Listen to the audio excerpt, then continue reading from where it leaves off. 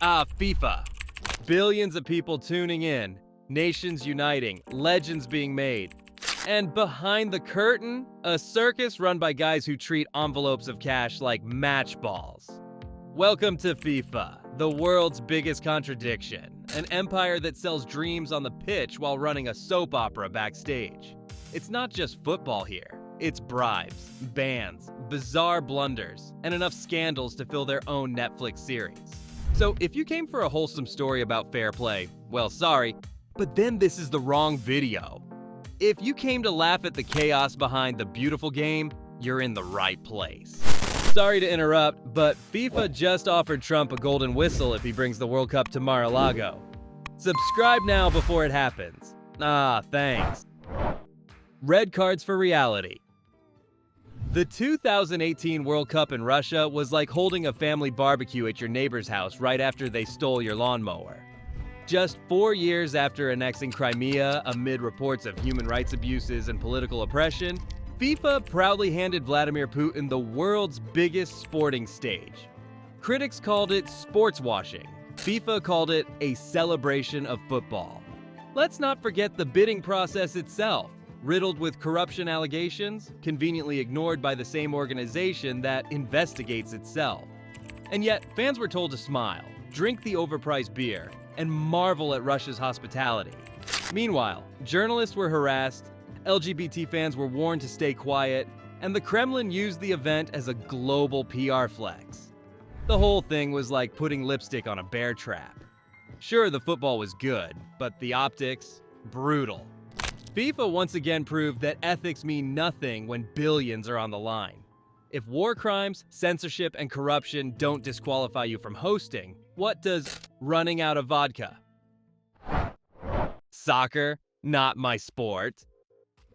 Donald Trump never pretended to love the beautiful game.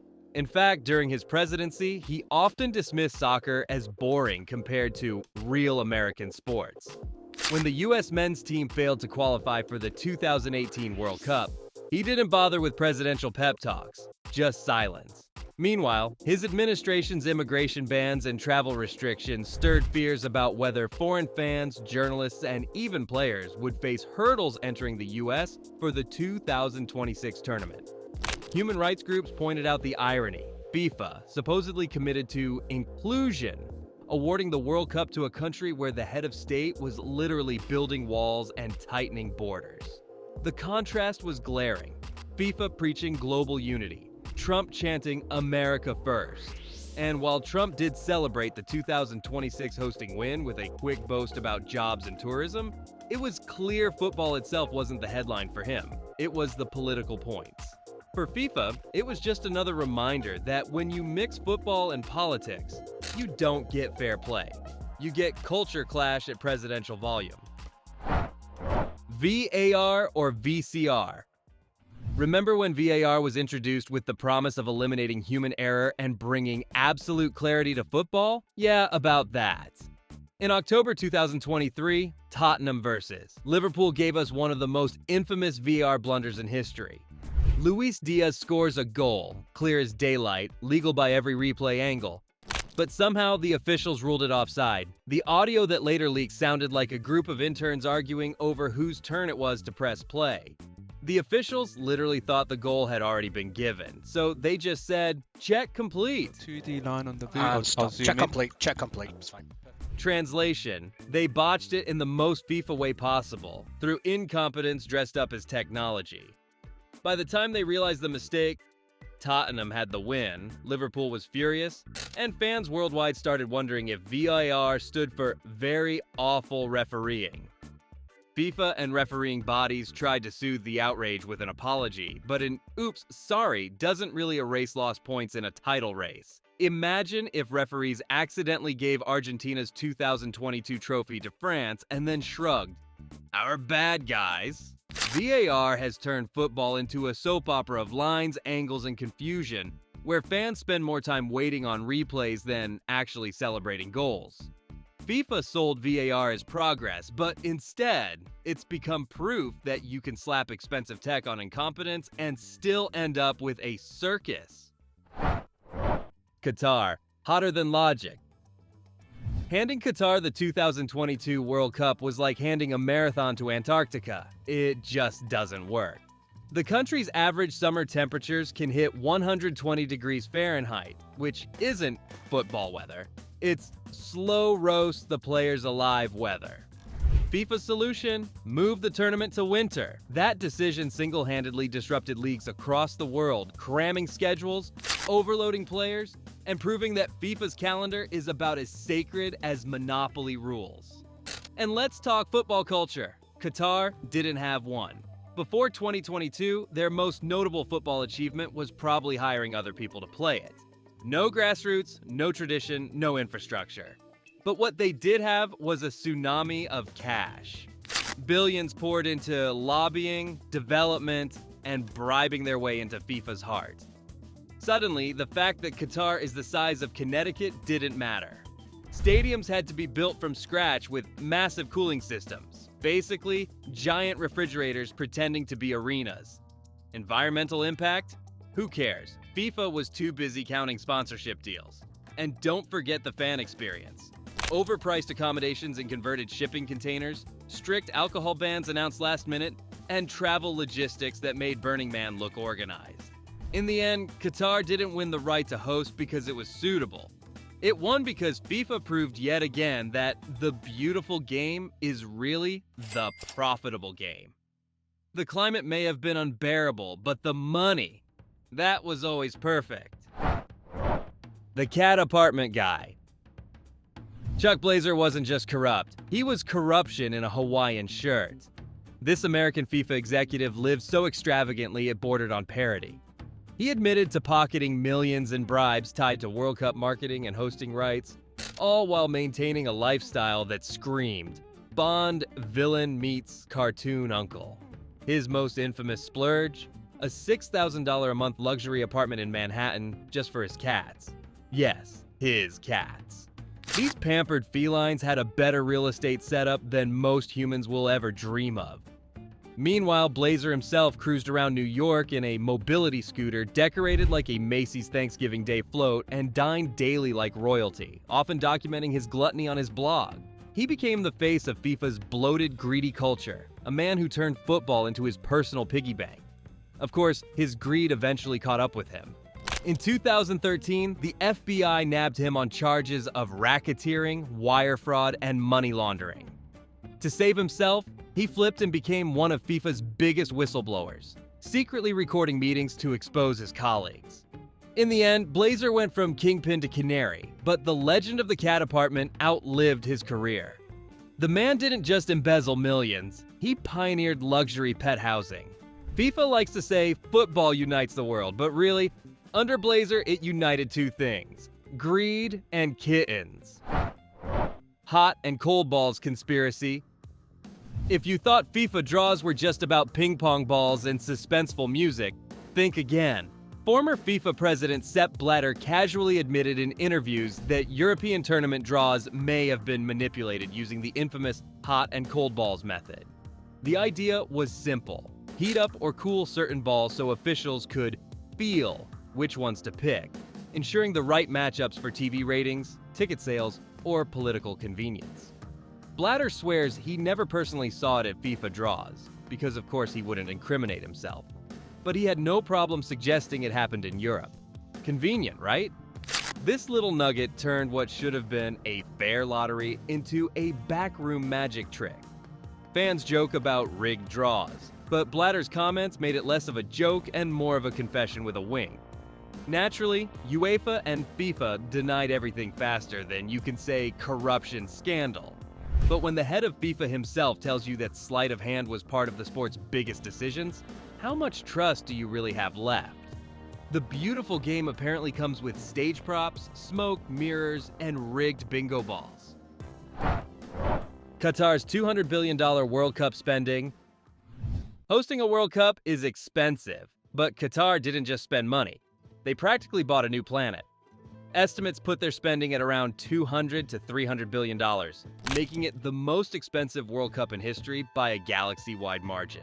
To put that in perspective, the next closest was Brazil 2014 at about $15 billion. Qatar built air-conditioned stadiums, a new metro system, luxury hotels, entire districts, and enough infrastructure to basically rebrand itself for tourists. Critics rightfully asked, was this about football or a vanity project disguised as sport? Beyond the flashy stadiums, human rights groups pointed out the cost was also paid in lives, with thousands of migrant workers subjected to horrific conditions. FIFA, of course, happily cashed the checks while pretending football tradition had anything to do with this desert mega project. Was it worth it? For Qatar, maybe. It bought international attention and political clout. For the rest of the world, it set a dangerous precedent. Apparently, hosting a World Cup isn't about passion or culture anymore. But who can outspend everyone else into submission? The price tag said football, but everything else screamed PR stunt with a soccer ball attached. The hand of God? Ah, the hand of God. Diego Maradona's cheeky little punch that became one of football's most infamous moments. In the 1986 World Cup quarterfinal against England, Maradona leapt for a high ball and very clearly used his fist to guide it into the net. The referee, apparently in need of glasses or divine intervention himself, let it stand. Instead of being embarrassed, Maradona doubled down, later claiming it was a little with the head of Maradona and a little with the hand of God. Translation: yes, I cheated, but let's make it sound holy. To make matters worse for England, Maradona then scored one of the greatest goals in history just minutes later, dribbling past half their team like they were traffic cones. The contrast, divine skill right after divine fraud, cemented the game as one of football's greatest paradoxes.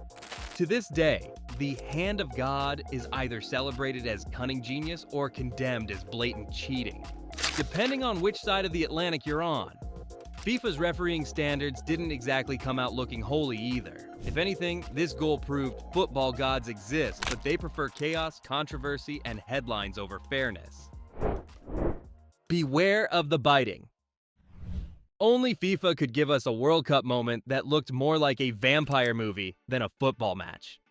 In 2014, Uruguay's Luis Suarez decided the best way to get past Italy's Giorgio Chiellini wasn't skill, speed, or tactics, it was his teeth.